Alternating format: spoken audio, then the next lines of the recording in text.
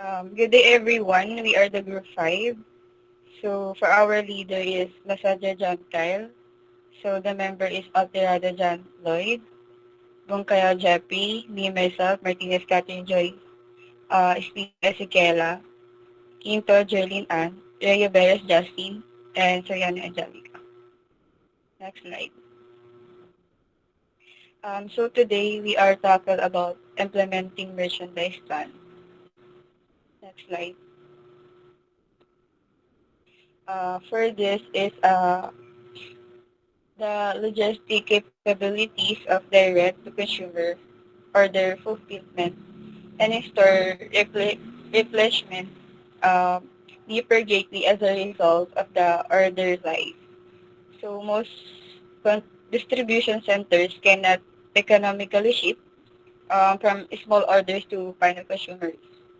So we needed a facility that could serve both and do it more efficiently.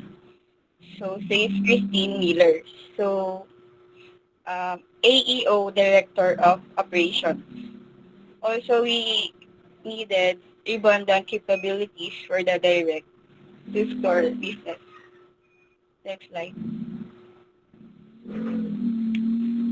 For this chapter of objectives, the first one is to describe the steps in the implementation of merchandise plan, which is gathering information, selecting and interacting with merchandise sources, evaluation, negotiation rather, concluding purchases, receiving and stocking merchandise, reordering and re-evaluation. Next slide. For number two objective is to examine the permanent rules of logistic and inventory management in the implementation of merchandise plans. So the next representative is John Lloyd Alterado. These are the process for implementing merchandise plans. First one is gathering information. Dito po nakakonclude yung pag-gathered ng impormasyon tungkol sa product na yun. Dapat aware po kayo sa mga expiration date. And the second one is selecting and interacting with merchandise sources. Nakapalaw po dito yung sa suppliers kung ilan lang isusupply na product sa inyong business. And the third one is evaluation. Pag-evaluate ng mga product into a store or business. Number 4 is negotiation. Yung tamang pag-negotiate mo with your partners in business. And number 5 is concluding purchase. Concluding purchases. Yung pang-conclude ng purchase in a product. Number 6 is receiving and stocking merchandise. Nakaloob dito yung pag-i-stock ng merchandise. Number 7 is reordering, and the last one is re-evaluation. Next slide please. After overall the merchandising plans are set, more information about target market needs and prospective suppliers is required before buying or rebuying merchandise. In gathering data about the marketplace, a retailer has several possible sources. The most valuable is the consumer. By regularly searching the target market demographics, lifestyles, product preferences, and potential shopping plans, a retailer can learn about consumer demand directly. Loyalty programs and social media comments are especially useful in tracking consumer purchases and interests. Next slide, please. Um, as we see in this slide, this is a competition shopping report where conclude is the our style number, the model or style, the description, our price, and in the first competition price, second up to store's recommendation price and the buyer's recommendation price. And in the second part is the items seen as our competitor's store which we should carry. In the first column is manufacturer and the second one is the manufacturer model or style. Third one is description, and the regular or list price, and the sell price, and the last one is buyer's comments. In the and we have a signature of shopper, and to the right side is the store manager. That's all. Thank you. Next slide.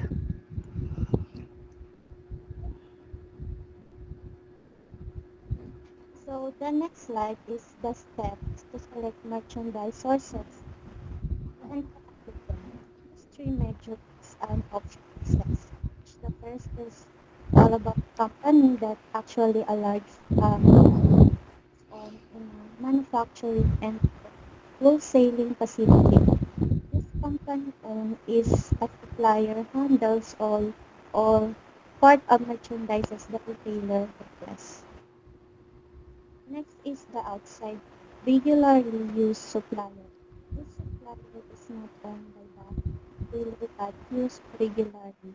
A retailer usually know the quality of merchandises and also the reliability of the supplier from its experience.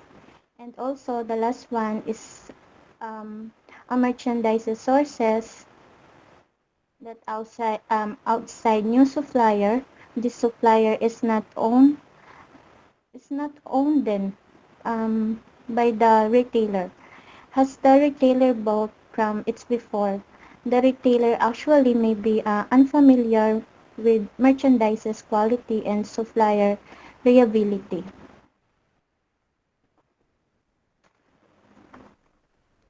And then this is also that Attain Consulting group that divides a chargeback into three categories which is intentional deduction are offered by manufacturer to retailer with the goals of increasing the revenue of the manufacturer. This is also our discount, yung rebates, advertising, and then yung markdown allowance that provide retailers with an extra incentive to promote products. Next is unauthorized deduction are not foreseen by manufacturers. This is an example of retailer charge backs for alleged merchandise shortage, customer returns to the retailer, and allegation that prices discrepancy from what the retailer to pay because some retailers are aggressive in applying unauthorized deduction. And then this is the deduction which is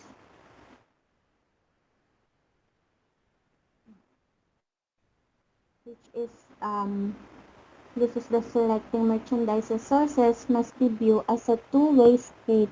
Is a source to characteristic which the number of one is a source to characteristic. This is the uh, manufacturer to physical produced goods may provide shipping and credits. And so the number two is a full service merchant wholesaler, which is in the A is general merchandises, specialty merchandises, and rack jobber. Buy goods from manufacturer performs many services for retailer, shipping, storing, credits, and information. Career, carriers a very wide assortment and carriers a very deep assortments. Its bring and set its own display usually deals with the non-food items in supermarket and other store may be filled after merchandise is sold convenient for store. And for the number three is limited services merchants wholesaler which drop shipper, mail order, cash and carry, to same as full services except that fewer retailer services are provided and costs are lower. It's buy and sell via web or the telephone, never physical touches the merchandise. Major tax is connecting buyer and seller. It's a catalog sales to small retailers and store where small retailers buy and take merchandise. And four is the agent and brokers. that do not take title to goods. Ownership remains with manufacturers. It also provides a variety of functions for fee or commissions. It's included are auction companies, salespeople, and selling agents. Next is the selecting merchandise sources. Must view as a two-way street. It's a given the growth of e-commerce, many manufacturers sales product online directly to customer. Most manufacturers take into account the retailer or reseller commercial interest and keep prices on their direct e-commerce site has enough so retailer can still be competitive. Some manufacturers do not, however, prices on those manufacturer website may be equal to or lower than retailer wholesale prices. And for the next reporters, Evaluating merchandise. Evaluating merchandise inspection occurs when every single unit is examined before the purchase and after delivery. Jewelry, jewelry and art are example of expensive, rather unique purchases for which the retailer carefully inspect all items. And evaluating merchandise, we have reliability, price quality, order processing time, exclusive rights, function provided, information, ethics, guarantee, credit, long-term relationships, reorders, markup, innovativeness, and local advertising, investment, and risk. Next slide, please. And for sampling, sampling is used with regular purchases of large quantities of breakable, purcha- perishable, or expensive items. Because inspection is inefficient, items are sampled for quality and condition. A retailer ready to buy several hundred lights, fixture branches of bananas, or an expense an expensive watches does not inspect each item. Description: buying is used with standardized, non-breakable, and non-perishable merchandise. Items are not inspected or sampled. They are ordered in quantity based on a verbal, writing, or pictorial description. A stationery store can order paper clips, pads, and printer paper from from a catalog or website after it receives an order. Only a count of those item is conducted. For the next slide is reported by meron pa pala. Negotiating purchase. A retailer negotiates purchase terms are a new special orders usually leads to a negotiated contract, and a retailer and a supplier carefully discuss all aspects of the purchase. A regular order or reorder often involves a uniform contract because terms are standard or have already been set, and the order is handled routinely. And for the next slides is reported by Justin Rioveros. Okay, so for concluding purchases, multi-unit retailers must determine whether the final purchase decision is made by central, regional management, or by local managers. Advantages and disadvantages occur to each approach. Several alternatives are possible regarding the transfer of the title. Between parties, the retailer's responsibilities and rights differ in each of these situations. So the first one, the retailer takes title immediately on purchase. The retailer assumes ownership after items are loaded into the mode of transportation. The retailer takes title when a shipment is received. The retailer does not take title until the end of a billing cycle when the supplier is paid. The retailer accepts merchandise on a consignment and does not own the items. The supplier is paid after merchandise is sold. Next slide. So for consignment purchase, a retailer has no risk because title is not taken. The supplier owns the goods until sold. An electronic version, scan-based trading, is being tried at some supermarkets. It saves time and money for all parties due to paperless steps in a purchase. The next one is a memorandum purchase. Risk is still low, but the retailer takes title on delivery and is responsible for damages. In both cases, retailers does not pay for items until they are sold and they can return them. Next slide. So for receiving and stocking merchandise, the retailer is now set to receive and handle items. This involves receiving and storing, checking and paying invoices, price and inventory making, marking, setting up displays, figuring on floor assortments, completing transactions, arranging delivery or pickup, processing returns and damaged goods, monitoring pilferage, and controlling merchandise. Next slide. So for this one, on-floor assortment and men's shirts, on-floor inventory planning is complicated for items such as men's shirts due to choices that must be offered and various sizes that must be readily available. Next slide.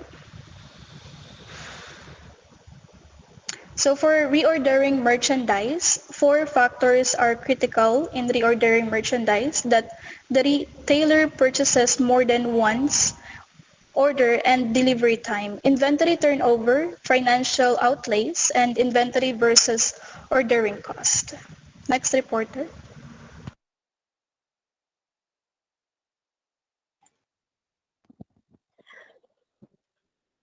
There are trade-offs between inventory holding and ordering costs. A large inventory fosters customer satisfaction, volume discounts, low per item shipping cost, and easier handling.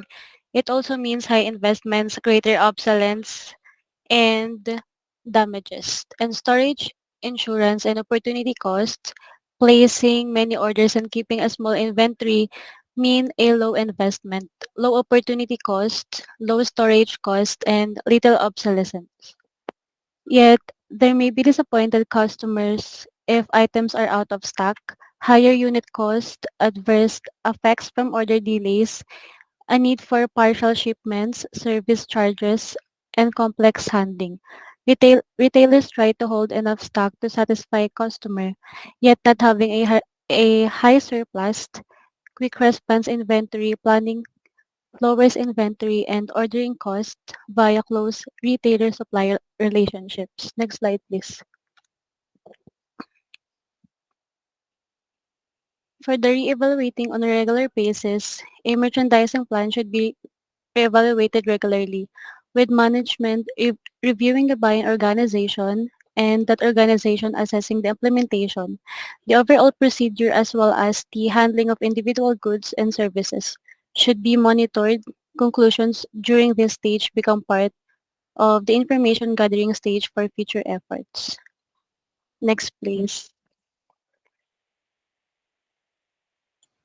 So for the logistics is the total process of planning, implementing, and coordinating the physical movement or merchandise from manufacturer, wholesaler to retailer to customer in the most timely, effective, and cost-efficient manner.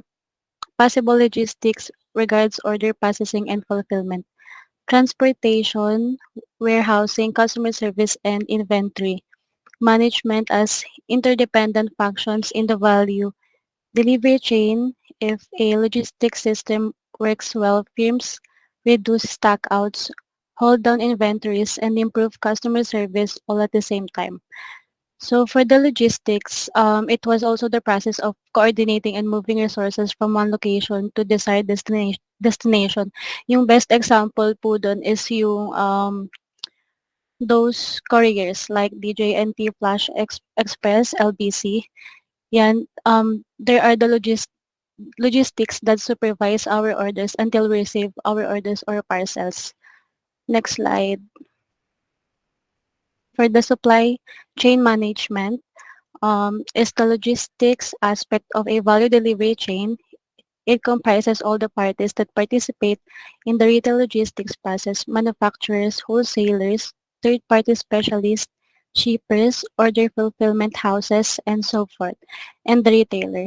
Many retailers and suppliers are seeking closer logistical relationships. One technique for larger retailers is collaborative planning, forecasting, and replenishment, CPFR, a holistic approach to supply chain management among a network of trading partners. So, um, isa sa mga technique ng mga supplier or manufacturer, wholesaler, retailer, yung makikipag-close sila dun sa logistics kasi by that magkakaroon sila ng parang priority sila kapag naging close nila yung mga logistics.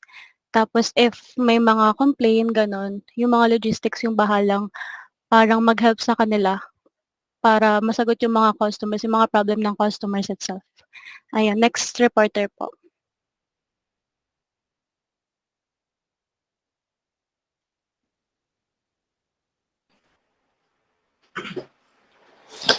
Next is the order processing and fulfillment. To optimize order processing and fulfillment, many firms now engage in quick response or QR inventory planning, by which a retailer reduces the amount of inventory it holds by ordering more frequently and in lower quantity. A QR system requires a retailer to have good relationships with suppliers, coordinate shipments, monitor inventory levels closely to avoid stockouts, and regularly communicate with suppliers by electronic data interchange via web or direct PC connection. Yung the QR requires a retailer to have a good relationship with suppliers to avoid stock out, and regularly communicate with suppliers by electronic data internet.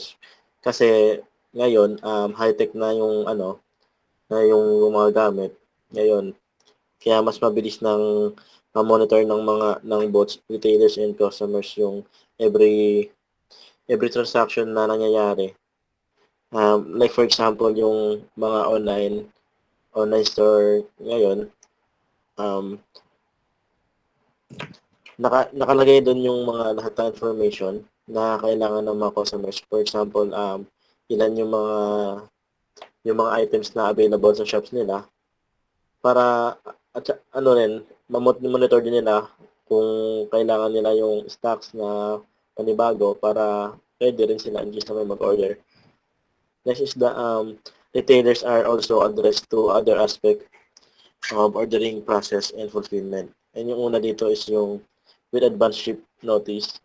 Retailers utilize QR and EDI, EDI or the electronic data interchange when bills are sent electronically as soon as shipments leaves the vendor. Kumbaga, para may mga tracker sila. This gives the retailers more time to efficiently receive and allocate merchandise.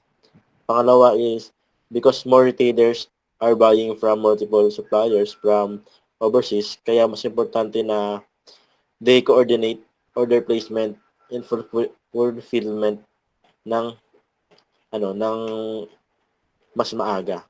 Next slide.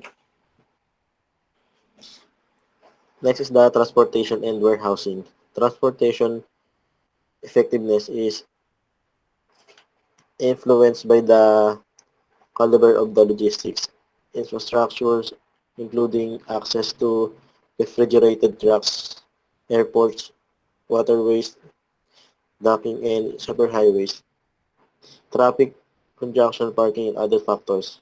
Some retailers focus on warehouse as central or regional distribution centers. Product are sent from suppliers to this warehouse and then allotted and shipped to individual stores. Clear Stores has its central buying and store operation offices, as well as its North America Distributions Meter in Hoffman State, Elos.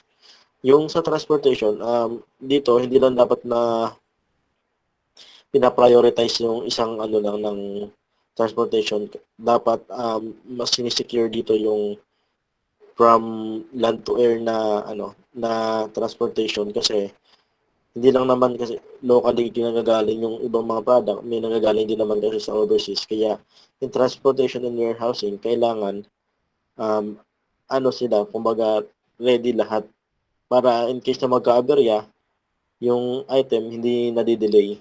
And then sa warehousing yun, doon na yung inaano lahat from inventory ng product hanggang sa mga price na ilalagay nila. Yun, doon na nangyayari yun sa warehousing. Next.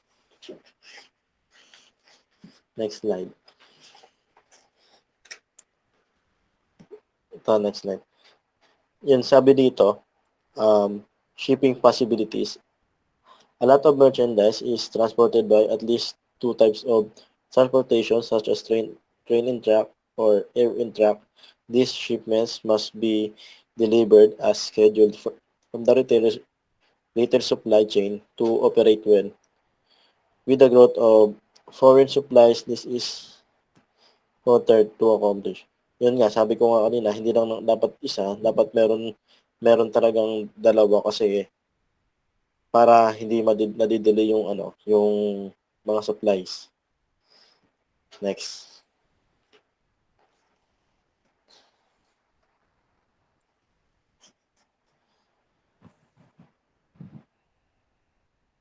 Next is the store and merchandise security. Above left, retailers are concerned. So, nakikita mo yun sa picture.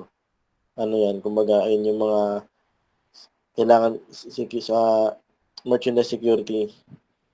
Secure during the hours when they are closed. About right, they are want also to make sure that individuals item of merchandise are protected from thief. Ayun yung kumbaga ito yung mga ways nila to protect yung item nila. Kasi next slide.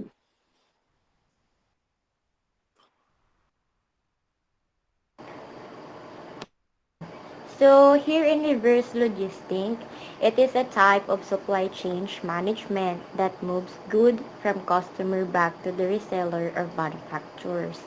And once a customer receives a product, the process such as return or recycling require reverse logistics. So for example, return of goods by the customer and return of unsold due to contract terms and reuse of packaging.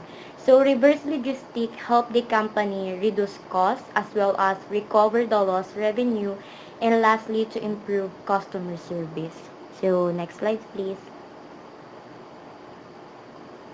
And here is the example of ways retail can deter employee and shopper thief. So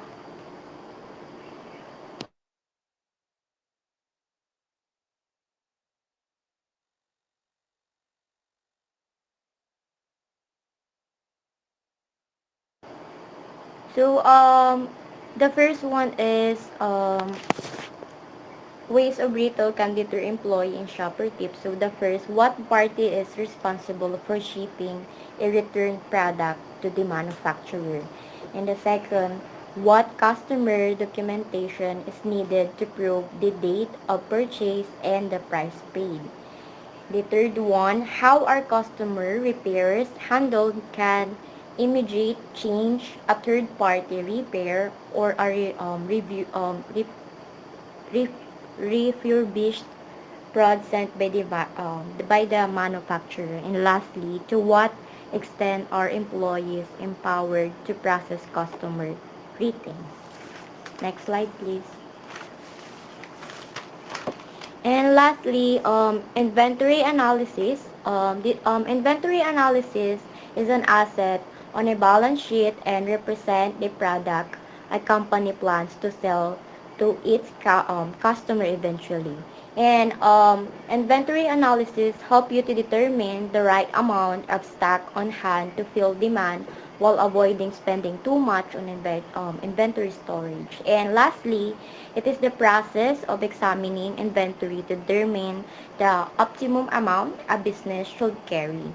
And by obtaining a clear picture of the inventory that keeps your company profitable, as well as you can keep up with the customer demand while increasing sales and controlling costs. So overall, inventory analysis is to track all the products. And that's all. Thank you.